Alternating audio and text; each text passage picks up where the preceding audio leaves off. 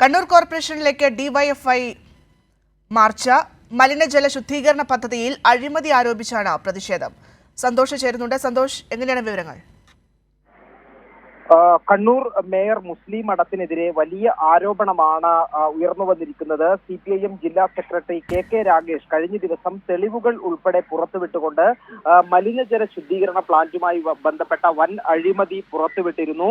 മരക്കാർക്കണ്ടിയിലെ മലിനജല ശുദ്ധീകരണ പ്ലാന്റിന്റെ ടെൻഡർ വ്യവസ്ഥകൾ ചട്ടവിരുദ്ധമായി തിരുത്തുകയും ഒറ്റ കരാറുകാരനിലേക്ക് എത്തിക്കുകയും ചെയ്തു. ഇതിന് പിന്നിൽ വലിയ അഴിമതി നടന്നു. 40 കോടിയുടെ പദ്ധതി പിന്നീട് പല കൂട്ടിച്ചേർക്കലുകളും വരുത്തി 167 കോടിയിലേക്ക് എത്തിക്കുകയായിരുന്നു. ഈ വിഷയം ഉന്നയിച്ചുകൊണ്ടാണ് ഡിവൈഎഫ്ഐ ഇന്ന് കോർപ്പറേഷൻ ഓഫീസിലേക്ക് മാർച്ച് നടത്തിയത്. കോർപ്പറേഷൻ ഓഫീസിന് മുന്നിൽ മാർച്ച് പോലീസ് തടയുകയായിരുന്നു. പിന്നീട് ഈ ബാരിക്കേഡിന് മുകളിൽ കയറിയും ഡിവൈഎഫ്ഐ പ്രതിഷേധിച്ചു. ബാരിക്കേഡ് മറികടന്നാണ് ഡിവൈഎഫ്ഐയുടെ പ്രതിഷേധം ഉണ്ടായത്. പിന്നീട് ഈ ഡിവൈഎഫ്ഐ പ്രവർത്തകർ അവിടെ കുത്തിയിരുന്ന് പ്രതിഷേധിക്കുകയും ചെയ്തു. ഏതായാലും വൻ പ്രതിഷേധത്തിനാണ് ഇന്ന് കണ്ണൂർ കോർപ്പറേഷൻ സാക്ഷ്യം വഹിച്ചത്. ഈ അഴിമതിയിൽ തുടർന്നും പ്രക്ഷോഭങ്ങൾ സംഘടിപ്പിക്കും, വലിയ പ്രതിഷേധം മേയർക്കെതിരെ ഉയർത്തിക്കൊണ്ടുവരും എന്നാണ് ഡിവൈഎഫ്ഐ വ്യക്തമാക്കിയിരിക്കുന്നത്.